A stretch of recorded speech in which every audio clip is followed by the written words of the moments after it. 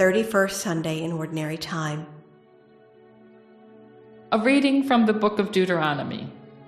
Moses spoke to the people, saying, "Fear the Lord your God, and keep throughout the days of your lives all his statutes and commandments which I enjoin on you, and thus have long life. Hear then, Israel, and be careful to observe them, that you may grow and prosper the more, in keeping with the promise of the Lord, the God of your fathers, to give you a land flowing with milk and honey. Hear, O Israel, the Lord is our God, the Lord alone.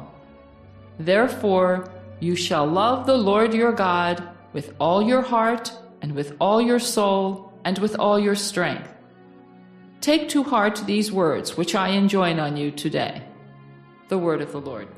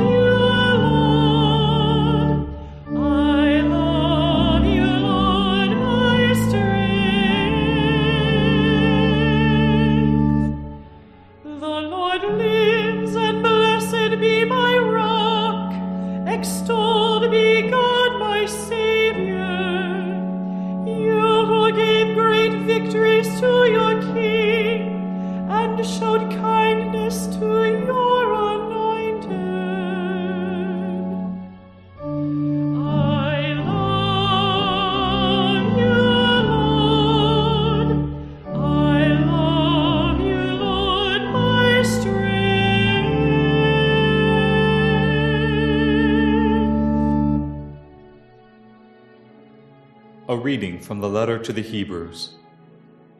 Brothers and sisters, the Levitical priests were many, because they were prevented by death from remaining in office. But Jesus, because he remains forever, has a priesthood that does not pass away. Therefore, he is always able to save those who approach God through him, since he lives forever to make intercession for them. It was fitting that we should have such a high priest, holy, innocent, undefiled, separated from sinners, higher than the heavens. He has no need, as did the high priests, to offer sacrifice day after day, first for his own sins and then for those of the people. He did that once for all when he offered himself. For the law appoints men subject to weakness to be high priests, but the word of the oath, which was taken after the law, appoints a son who has been made perfect forever. The word of the Lord. A reading from the Holy Gospel according to Mark. One of the scribes came to Jesus and asked him, "Which is the first of all the commandments?"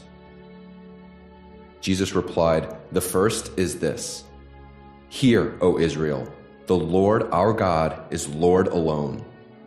You shall love the Lord your God with all your heart, with all your soul, with all your mind, and with all your strength. The second is this: you shall love your neighbor as yourself. There is no commandment greater than these. The scribe said to him, Well said, teacher. You are right in saying, He is one, and there is no other than He.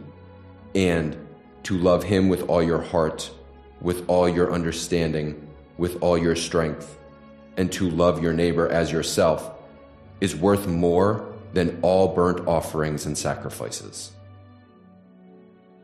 And when Jesus saw that he answered with understanding, he said to him, You are not far from the kingdom of God. And no one dared to ask him any more questions.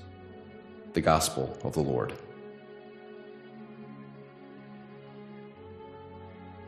The first reading comes from Deuteronomy 6, 2-6. This passage, which is from Deuteronomy, speaks about observing the statutes and commandments that the Lord had given. That's a common theme all throughout Deuteronomy, but most important, it gives the creedal formula that the Jewish people would recite twice a day, called the Shema Israel. Hear, O Israel, the Lord is our God, the Lord alone, that there's only one God and we're to love Him with heart, soul, and strength. We hear that particular passage because it's repeated in the Gospel, Mark 12, 28b-34. Jesus is asked by one of the scribes, what's the first of the commandments? And he responds, you have to love the Lord with all your heart, soul, mind, and strength. Notice the idea of loving the Lord with your mind is added. And then you have to love your neighbor as yourself. And everyone realizes that he's speaking with the truth. Now, what does it mean to love the Lord with your heart? Remember, in the Bible, the heart is where you think. So it means to love the Lord with your intellect. With your soul, you love the Lord even in times of persecution, until the moment that they tear the soul right out of your body. With your strength, with your possessions. And what about loving the Lord with your mind? Is to love the Lord with your conscience. This is part of a whole series of challenges by the Pharisees and the scribes against Jesus. And they slowly realize that they can't out-clever Jesus. What he says about God is not just from a theory, but from his lived experience. The second reading is from Hebrews 7, 23-28. It speaks about how Jesus is our high priest, and he's a high priest who doesn't pass away, therefore he's a high priest for all time. The high priests in the Old Testament offered sacrifices, first of all for themselves because they were sinners, and then for the people. Jesus doesn't have to do that, so everything he offers is done for us. Yet at the same time, by becoming a high priest in human form, he identified with us. He's able to empathize with our weakness, with our temptation, and therefore he's able to help us to overcome it because he knows what it's all about.